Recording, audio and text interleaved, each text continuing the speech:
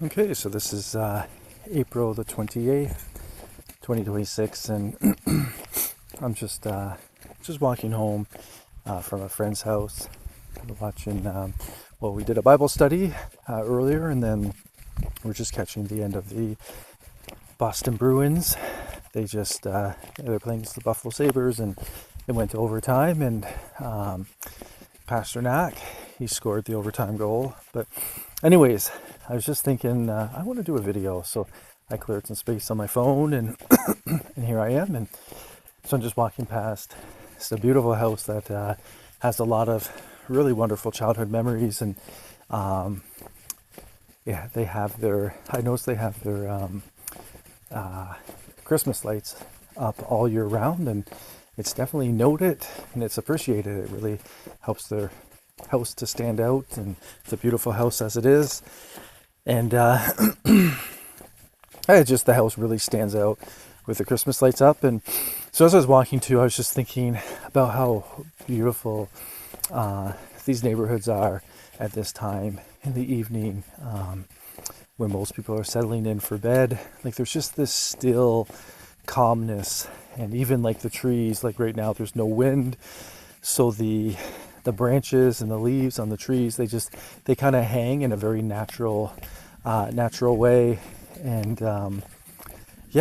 there's just different scents that I walk through. So somebody was smoking marijuana.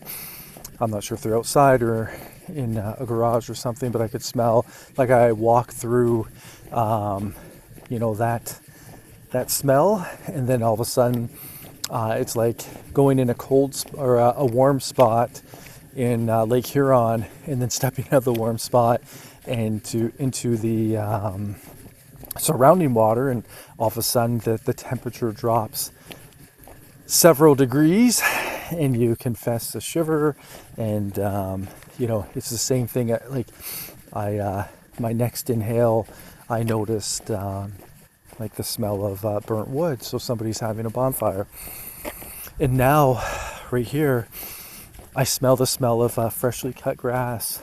And anyhow, so I want to do some of these videos and reflect upon the year that was, and the main things that I learned going through that period of being in house, or the period of homelessness, and at the period of in the continued period of impoverishment. And I think there's so many really good lessons. And there's a really weird, it's like an irrational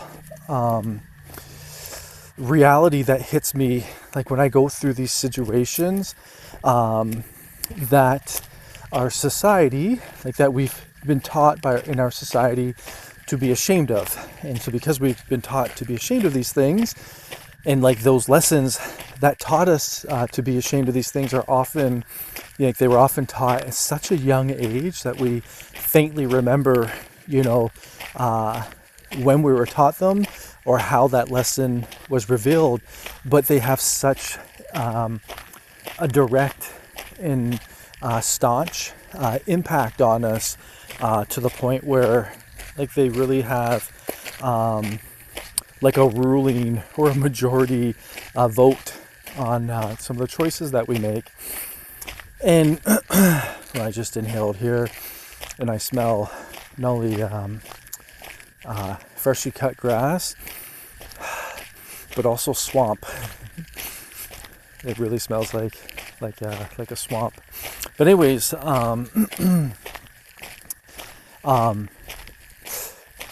it's the same thing I used to experience when I was younger. If there was, maybe a breakup where somebody was unfaithful, where the person I was with was unfaithful. And I was actually thinking about this tonight. It came up in conversation during the Bible study. I was talking about how oftentimes people fear the question or the answer. They fear the answer that they know is out there, so they avoid the obvious question. And And I used this example earlier tonight, and this was actually from a personal experience, but I said, it's like when you hit a rift in a relationship that was otherwise going rather well, and then instantly there's a distance. And by the distance, I meant it would be like, two people walking side by side, and next thing you know, there's like one person on this side, the other person on that side. There's a noticeable different distance between the two of you, and that level of intimacy went from being a certain depth that took a lot of trust and transparency to get to being very shallow and surfacey. So you go from being very intimate with this person in terms of the way you communicate, in terms of like the you that you reveal to them, to instantly going to like that surfacey level that they reveal to everyone. And I was sharing like from my experience about how I was so upset, and I was so this and so that, and I did all these things, and lost so much sleep, and and so much time, by just complaining or virtually just talking about everything other than the reality of what was taking place. But I never asked her the obvious question. And back then I probably would have said, it's because I don't trust that she would tell me the truth. But now, through this deeper lens of maturation, and from like all this distance from that time and that situation and all the healing that has occurred, I now can see things from, I would say, a more clear perspective. I would have feared to ask the question because I knew the answer. So whether she would reveal it and say yes, even if there was like a subtle pause, I would have picked up on, on the truth.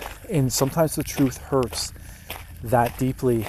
And so what I've learned to do is just to be honest about everything, and to face everything, and all the emotions that come with it, and all the doubt and the fears and the second guessing, and even the way things can invert your perspective, so you start questioning the validity of past memories.